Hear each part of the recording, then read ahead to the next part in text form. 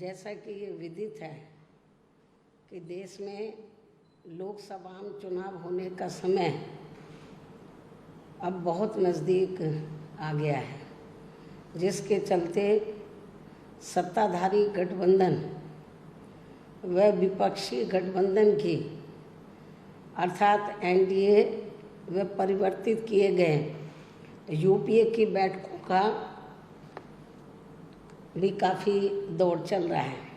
हालांकि इस मामले में हमारी पार्टी भी कोई पीछे नहीं है, बल्कि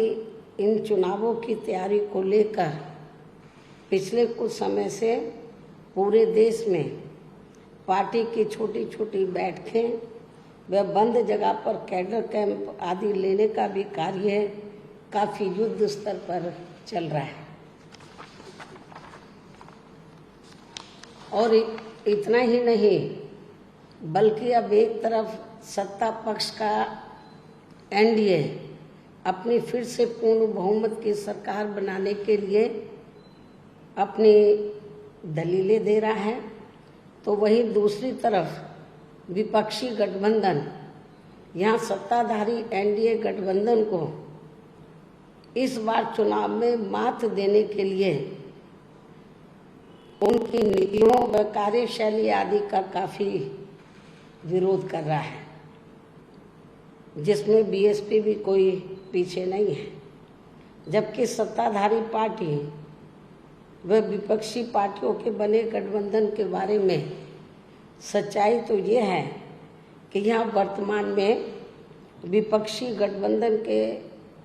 प्रमुख दल कांग्रेस पार्टी ने आज़ादी के बाद शुरू में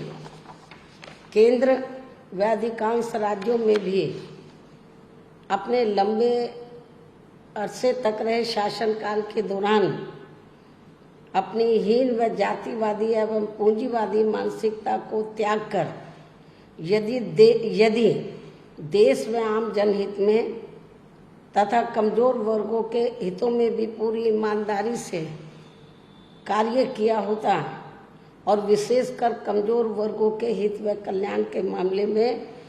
परम पूज्य बाबा साहब डॉक्टर भीमराव अंबेडकर की सलाह को भी मान लिया होता, तो फिर ना तो बाबा साहब को अपने कानूनी मंत्री पद से उस समय इस्तीफा देना पड़ता तथा ना ही आगे चलकर कांग्रेस पार्टी को केंद्र व अधिकांश राज्यों की भी सत्ता से बाहर होना पड़ता तथा ना ही फिर कमजोर वर्गों के लोगों को मजबूरी में बीएसपी के नाम पर अपनी अलग से राजनीतिक पार्टी बनाने की जरूरत पड़ती। और अब ये कांग्रेस पार्टी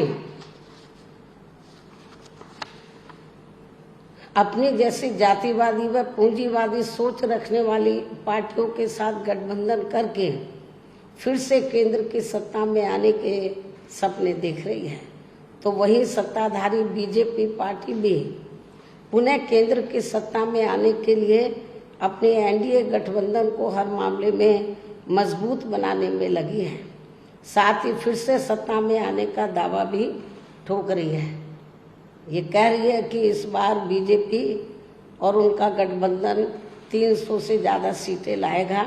इसका भी दावा ठोक रही है, जिनकी कथनी व करनी में कांग्रेस पार्टी की तरह ही कोई खास अंतर नजर नहीं आता है। कहने का तात्पर्य ये है कि अब ये दोनों बने गठबंधन यानी कि एनडीए व परिवर्तित किए गए यूपीए केंद्र की सत्ता में आने के लिए अपने अपने दावे ठोक रहे हैं, जबकि जनता को किए गए इनके वायदे व आश्वासन आदि सत्ता में बने रहने के दौरान अधिकांश खोखले ही साबित हुए हैं। वैसे भी कांग्रेस व बीजेपी एंड कंपनी के बने गठबंधन की अब तक रही सरकार की कार्यशैली यही बताती है कि इनकी नीति, नियत व सोच सर्व समाज में से विशेषकर गरीबों, दलितों, आदिवासियों, पिछड़े वर्गों, मुस्लिम एवं अन्य धार्मिक अल्पसंख्यकों के प्रति लगभग एक जैसी ही रही है, क्योंकि इन्होंने सत्ता में रहकर शुरू से इन वर्गों के मामले में अधिकांश कागजी खाना पूर्ति ही की है तथा जमीनी हकीकत में इनके लिए कोई ठोस कार्य नहीं किए हैं। लेकिन जब ये लोग सत्ता से बाहर हो जाते हैं तो तब फिर वे अपने वोट की खातिर इनके हितों में काफ़ी लंबी चौड़ी बातें करते हैं। जैसे कांग्रेस पार्टी का गरीबी हटाओ का व बीजेपी का हर गरीब के खाते में 20 लाख रुपए पहुंचाने को लेकर कही गई ये बातें सत्ता में आने के बाद केवल हवाई व खोखली ही साबित होकर रह गई हैं, जिसकी खास वजह से ही बीएसपी ने सत्ताधारी गठबंधन व विपक्षी गठबंधन से ज़्यादातर अपनी दूरी ही बना के रखी है। ऐसी स्थिति में अब इन वर्गों के लोगों को यानी कि कमज़ोर वर्गों के लोगों को आपसी भाईचारे के आधार पर वे अपना अकेले ही मजबूत गठबंधन बना के या हर मामले में अपनी एकमात्र हितैषी रही पार्टी बीएसपी को ही मजबूती देनी है तथा जिससे फिर यहाँ कोई भी गठबंधन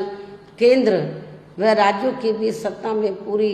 मजबूती के साथ आसीन ना हो सके तथा इसके स्थान पर फिर इनकी मजबूत नहीं बल्कि मजबूर सरकार ही बनेगी। हमारी पार्टी का ये पूरा प्रयास होना चाहिए ताकि बीएसपी के सत्ता में ना आने की स्थिति में भी इन कमज़ोर वर्गों का यानी कि दबे कुचले लोगों का ये लोग ज़्यादा शोषण ना कर सके। इतना ही नहीं बल्कि ऐसी स्थिति में बीएसपी को भी सत्ता में आसीन होने का मौका मिल सकता है। और जब तक हम लोग अकेले अपने बलबूते पर खड़े नहीं हो पाते हैं, इसलिए इन सब बातों को ध्यान में रखकर अब बीएसपी को लोकसभा चुनाव में व इससे पहले राजस्थान, मध्य प्रदेश, छत्तीसगढ़ व तेलंगाना आदि राज्यों में होने वाले विधानसभा चुनाव में भी अकेले ही चुनाव लड़कर अपनी पार्टी का बेहतर रिजल्ट लाना होगा। लेकिन बीएसपी पंजाब, हरियाणा आदि इन राज्यों में वहाँ की रीजनल पार्टियों के साथ मिलकर जरूर चुनाव लड़ सकती है, बशर्ते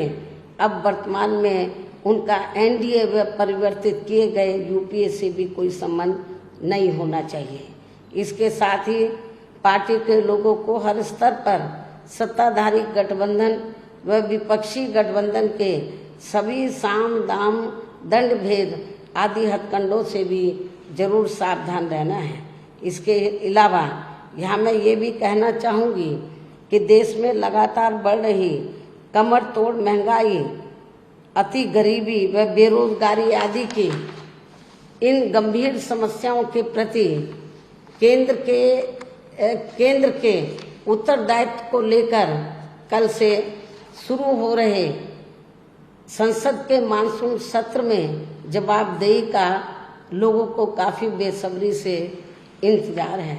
किंतु मणिपुर में जारी चिंतनीय हालात, हिंसा व सुरक्षा ही अब नया मुद्दा बन गया है। किंतु इन समस्याओं के प्रति भाजपा का रवैया अब तक व्यापक जनहित का कम तथा अपने राजनीतिक स्वार्थ का ज़्यादा देखने को मिल रहा है, जिस कारण देश से जुड़े इन मामलों का जटिल बने रहना अति दुखद है। जबकि देश की प्रगति लोगों की उन्नति में ही निहित है, जिस पर पूरा ध्यान केंद्रित करने की भी सख्त ज़रूरत है। और अब लोकसभा चुनाव से पहले संसद में सरकार व विपक्ष का रवैया तकरार, आरोप प्रत्यारोप व जिम्मेदारी से भागने का नहीं बल्कि इन ज्वलंत जन समस्याओं को दूर करने संबंधी समाधान का होना चाहिए, क्योंकि इस समय समस्त गरीब एवं मेहनत कर जनता का जीवन काफ़ी दुखी व त्रस्त है, जिनकी सही से चिंता करना सभी का दायित्व भी बनता है। अंत में अब मैं अपनी बात यहीं समाप्त करती हूँ। धन्यवाद। जय भीम व जय भारत।